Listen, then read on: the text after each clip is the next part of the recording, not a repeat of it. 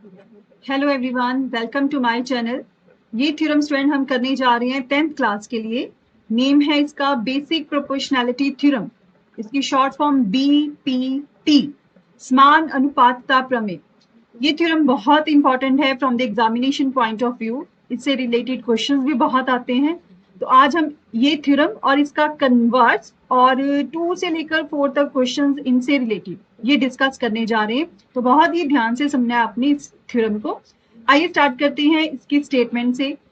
क्या स्टेटमेंट में गिवन है, क्या हमने प्रूफ करना है, ये स्टेटमेंट हमें बहुत ही क्लियरली बताएंगे। So statement is, if a line is drawn parallel to one side of a triangle to intersect the other two sides in distinct points.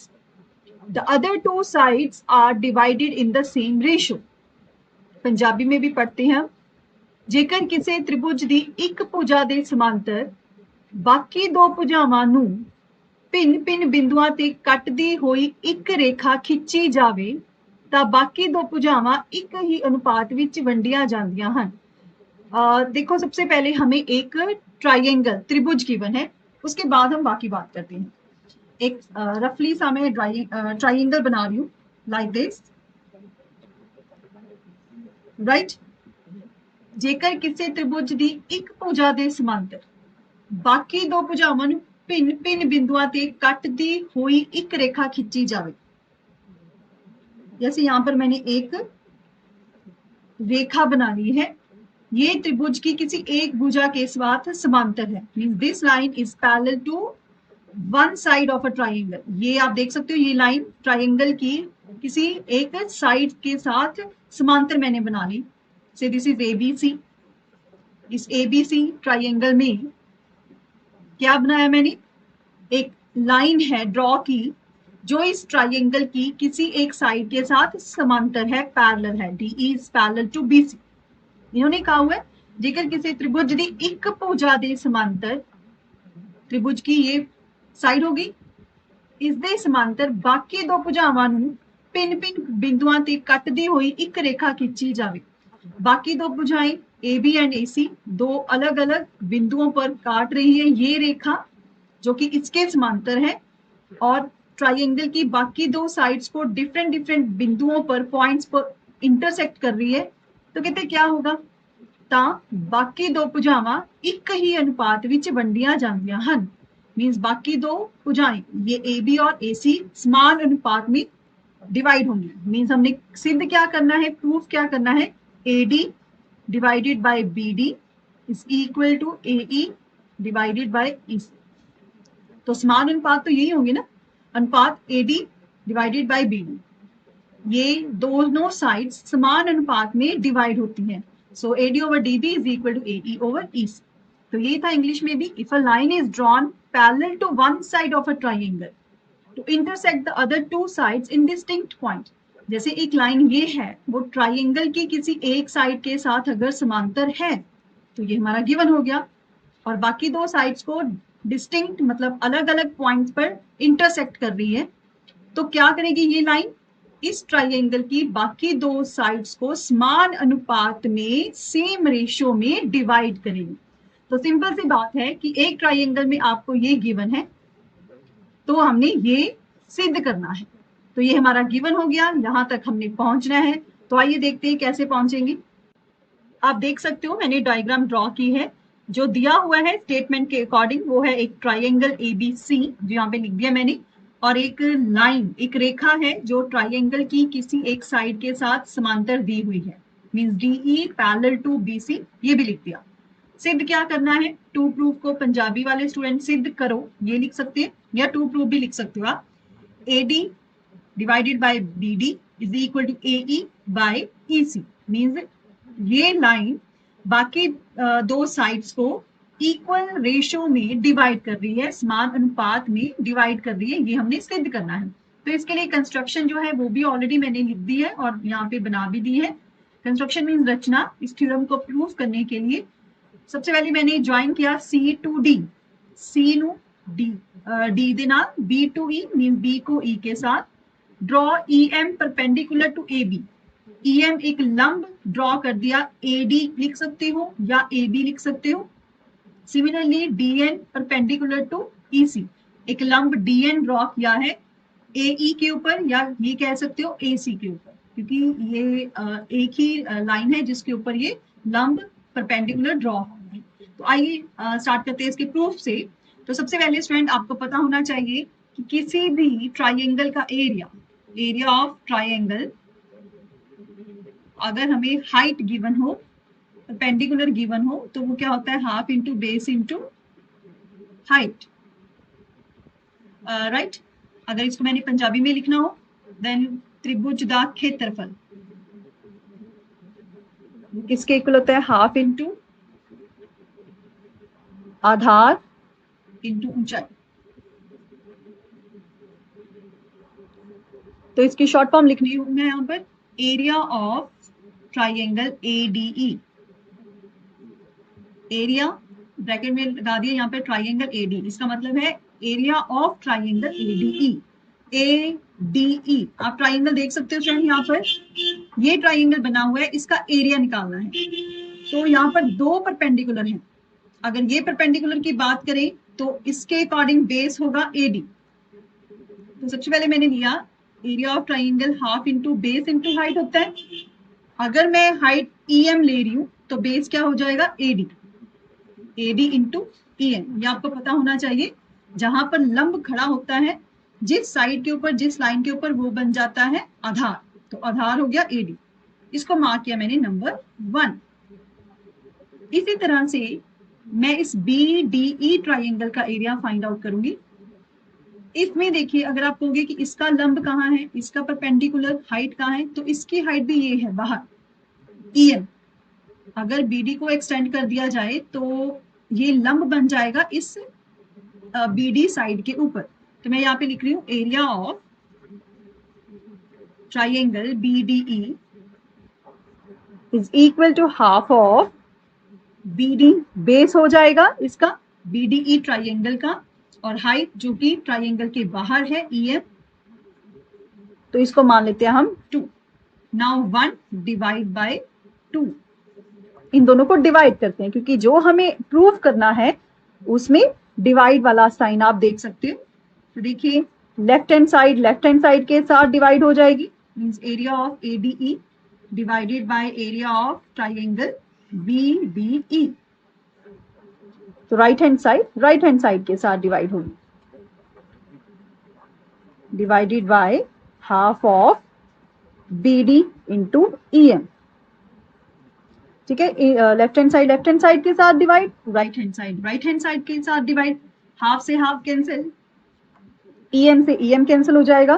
तो हमारे पास क्या रह जाएगा, ये area of triangle ADE divided by area of triangle BDE, this is equal to AD by BD। इसको mark कर लिया मैंने नंबर 3।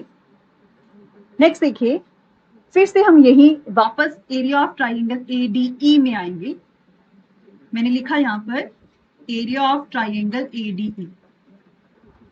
किसी भी ट्राइंगल का एरिया फाइंड आउट करने का formula half into base into height. हाँ जी, अब देखिए हम कौन सी हाइट लेंगे, पहले हमने EM हाइट ली थी, ऊंचाई ली थी, अब हम लेंगे DN ऊंचाई। तो अगर DN ऊंचाई या हाइट ले रहे हैं तो आधार क्या बन जाएगा, AE। यहाँ पे बनेगा हाफ इंटू बेस AE, आधार हो गया AE, ऊंचाई हाइट होगी DN। इसको मार्क करते हैं हम नंबर 4। इसी तरह से जैसे हमने ADE पहले ट्राइंगल लिया था, फिर BDE कॉरेस्पॉन्डिंगली, सिमिलरली अब हम लेंगे CDE triangle, area of triangle CDE, this is equal to half of, हाँ जी, CDE में EC जो हो जाएगा वो बेस, और इसकी हाइट कहाँ है, ये DN इस ट्राइंगल के बाहर, CE into DN। Market number 5। Now 4 divided by 5। हम डिवाइड क्यों कर रहे हैं, बिकॉज जो हमें आंसर चाहिए वो अनुपात में है और वो डिवाइड करने के साथ ही आएगा। लेफ्ट हैंड साइड के साथ डिवाइड हो जाएगी। So half of AE into DN divided by half of CE into DN। DN से DN कैंसिल, हाफ से हाफ कैंसिल, हमारे पास आ गया area of triangle ADE divided by area of triangle CDE is equal to AE by CE। इसको mark कर लेते हैं नंबर 6। हाँ, यहां तक स्टूडेंट्स आप एक बार दोबारा देखो, उसके बाद हम नेक्स्ट पार्ट डिस्कस करते हैं। देखिए हमारे पास जो नंबर 3 और नंबर 6 है, इन दोनों की राइट हैंड साइड ये है AD बाय BD, इसकी राइट हैंड साइड है AE बाय CE। और आप देख सकते हो जो हमने सिद्ध करना है, प्रूव करना है, वो भी ये दोनों इक्वल के प्रूव करना है। इट मीन्स हमें नेक्स्ट में ये दोनों इक्वल चाहिए, तभी हमारे पास जो हमने सिद्ध करना है वो आएगा। तो यहां तक हम कैसे पहुंचे ये एक बार फिर से डिस्कस कर लेते हैं। पहले मैंने दो ट्राइंगल का एरिया निकाला, जिसमें देखो हाफ भी कैंसिल हो गया और दोनों की हाइट भी कैंसिल हो गई। तो वो कौन से ट्राइंगल थी? एक था ADE और एक था BDE, क्योंकि दोनों की हाइट EM थी तो कैंसिल हो गया। सिमिलरली मैंने नेक्स्ट टू ट्राइंगल्स लिए, एक तो वही ADE जिसमें हाइट और बेस चेंज हो गया, फिर CDE जिसकी हाइट भी क्या है DN, कैंसिल होके डिवाइड करने के बाद ये हमारे पास ये आ गया AD by BD is equal to AD by BD and AE by CE। तो ये दोनों हमारे पास इक्वेशन बन गई है। तो हमारे पास स्टूडेंट कुछ ऐसा आ रहा था, हमने अब इन दोनों को इक्वल लेकर आना है। ये दोनों इक्वल तभी होंगे अगर इनकी लेफ्ट हैंड साइड इक्वल होगी। तो देखिए लेफ्ट हैंड साइड में जो ऊपर है अंश, जिसको न्यूमिनेटर कहते हैं, वो दोनों का इक्वल है। यहाँ पे भी एरिया ऑफ ADE, यहाँ पर भी एरिया ऑफ ADE। अब जो इनका डिनोमिनेटर जो हर है वो है एरिया ऑफ BDE, यहाँ पर है एरिया ऑफ CDE। अगर BDE एरिया और CDE एरिया दोनों इक्वल हो जाएं तो ये कंप्लीटली लेफ्ट हैंड साइड इसकी लेफ्ट हैंड साइड के इक्वल हो जाएगी। तो मैं यहाँ पे लिख रही हूँ students, area of triangle BDE is equal to area of triangle CDE। अब देखिए मैंने इक्वल क्यों लिखा, कोई तो रीजन होगा ये इक्वल होंगे। यस, इसका रीजन है, आपने 9th में एक थ्योरम की हुई है कि जब दो ट्राइंगल, ये देखो BDE ट्राइंगल और CDE ट्राइंगल, जब दो ट्राइंगल सेम बेस DE और सेम पैरेलल्स के इन बिटवीन बन रहे हों तो वो दोनों ट्राइंगल्स का एरिया इक्वल होता है। अगर दो त्रिभुज, उन दोनों का आधार और सेम वो समांतर रेखाओं के बीच हों तो वो दोनों ट्राइंगल्स सेम क्षेत्रफल वाले होंगे। तो मैं यहाँ पे लिख रही हूँ triangle BDE and triangle CDE are on the same base DE and between the same parallels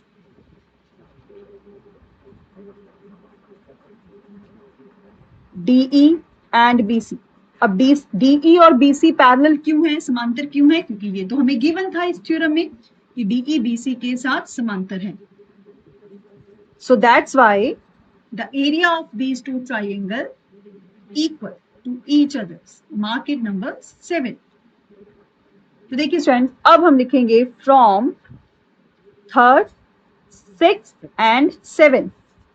अब आप देख सकते हो BDE और CDE दोनों का एरिया भी इक्वल है, ADE इक्वल है। So completely left hand side के इक्वल होगी।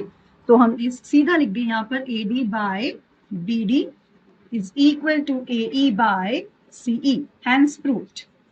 ये हमने प्रूव करना था,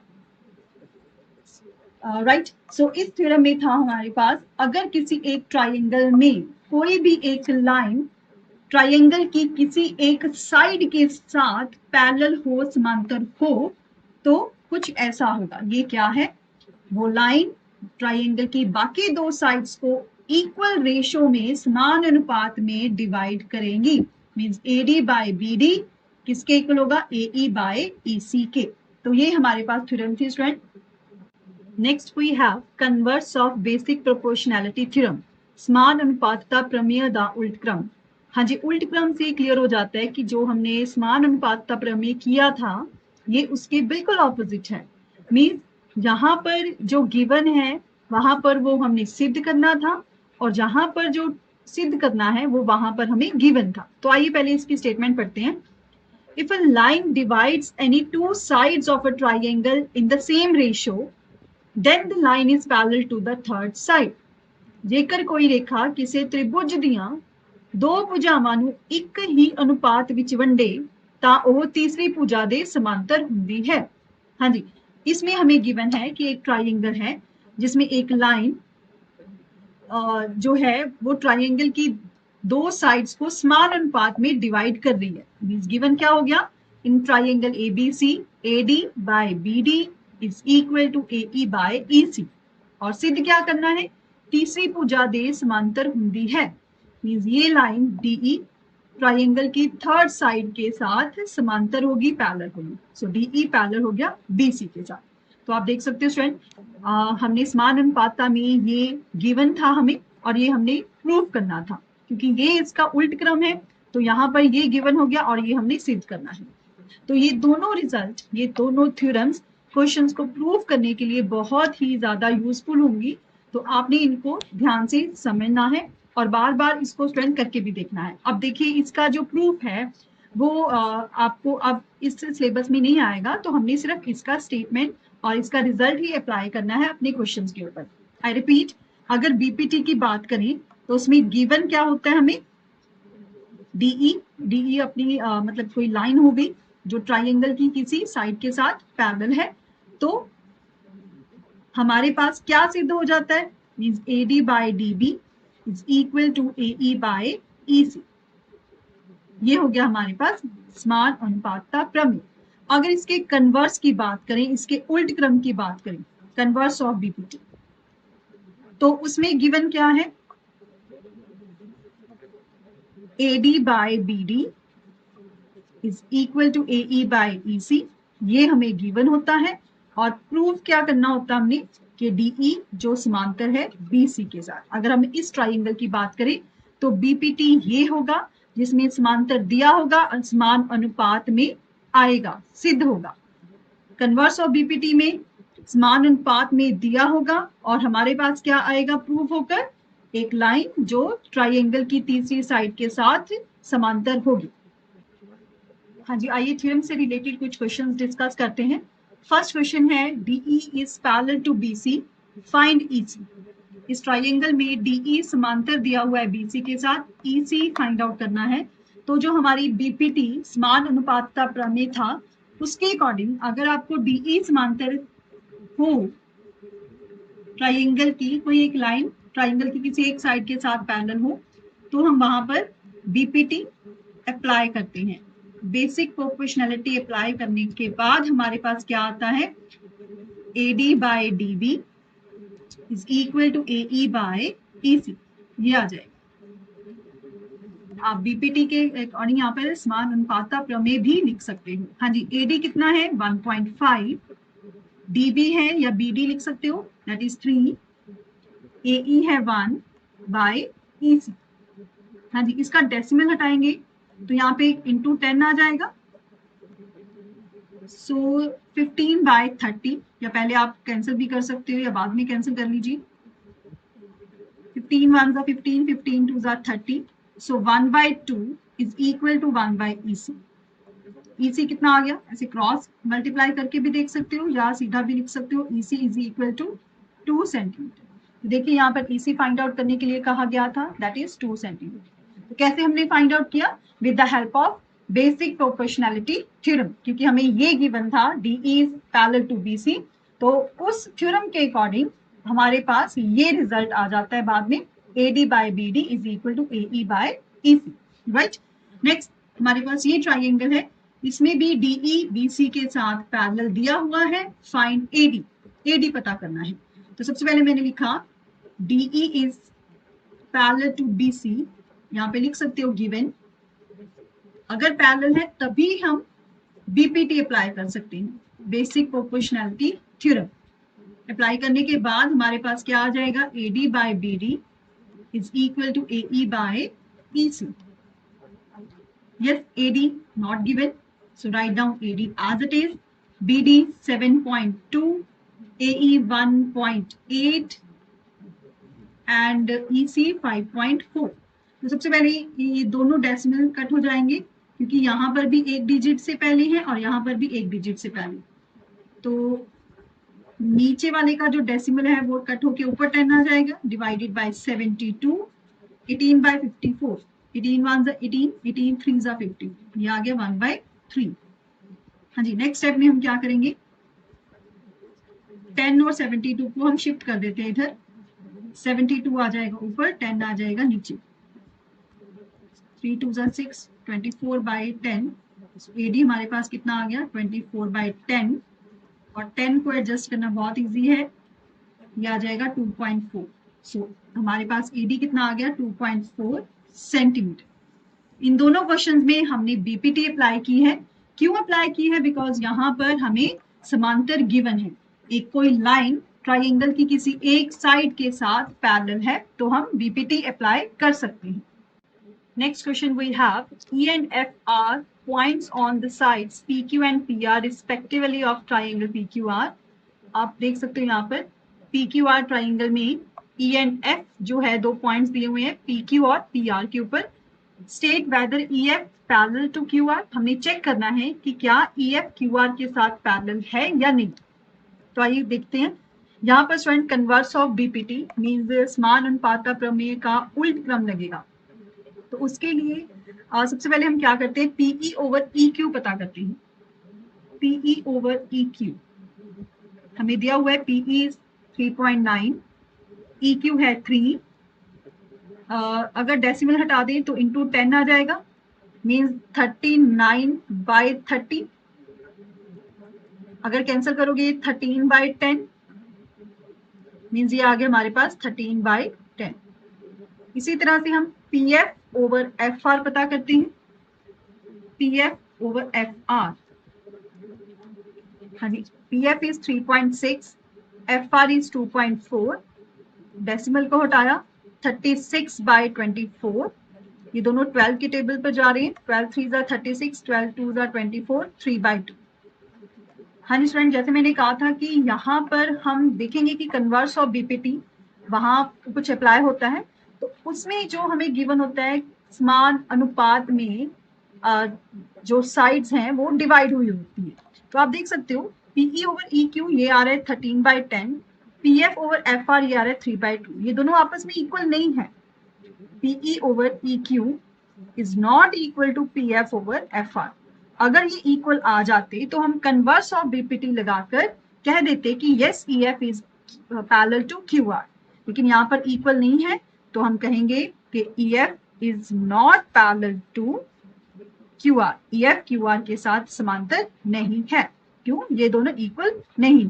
तो यहाँ पर कन्वर्स ऑफ BPT नहीं लगा सकते. अब देखिए सेकेंड पार्ट, इसमें भी पहले हम PE ओवर EQ पता करते हैं. PE ओवर EQ जो यहाँ पर QE लिखा हुआ है सेम थिंग होता है, 4.5. हाँ जी, नेक्स्ट स्टेप में डेसिमल में ऊपर ले गई, 45 रह गया. ये 40/45 पहले भी कैंसिल कर सकते हो. ये जाएगा 5 के टेबल पर. 8 5 40, 9 5 45, 8/9. नेक्स्ट फाइंड आउट करेंगे PF ओवर FR. हाँ जी, PF है 8, FR या RF कह सकते हो वो है 9. तो देख सकते हो PE ओवर QE ये भी 8/9 है, PF ओवर FR ये भी 8/9 है. Means both are equal. ये दोनों समान अनुपात में हो गए because both are equal to 8/9. तो यहाँ पे हम कह सकते हैं therefore by converse of BPT. Punjabi medium वाले स्टूडेंट लिख सकते हैं समान अनुपात प्रमेय का उल्ट क्रम. उसके साथ क्या हो जाएगा, हमारे पास EF जो है वो समांतर आ जाएगा, पैरेलल आ जाएगा QR के साथ, बिकॉज उसमें ये गिवन होता है. अगर आपको साइड्स में सेम प्रोपोर्शन में गिवन हो तो हम कन्वर्स लगा सकते हैं. और कन्वर्स लगाने के बाद हमारे पास जो साइड हैं वो पैरेलल आ जाएंगे, मीन्स ये लाइन जो है वो ट्राइंगल की एक साइड के साथ पैरेलल आ जाएंगे। तो आज की हम स्टूडेंट वीडियो में हमने अपने लेक्चर में दो थ्योरम्स, एक का प्रूफ और एक का रिजल्ट, इन दोनों के साथ हमने क्वेश्चंस को डिस्कस किया। तो आप इनको समझो ध्यान से, बहुत ही इंपॉर्टेंट थ्योरम है ये, और ये क्वेश्चंस भी बहुत इंपॉर्टेंट है, और अपनी फेयर नोटबुक पे लिखकर अपने टीचर को चेक करवाइए। Thank you so much.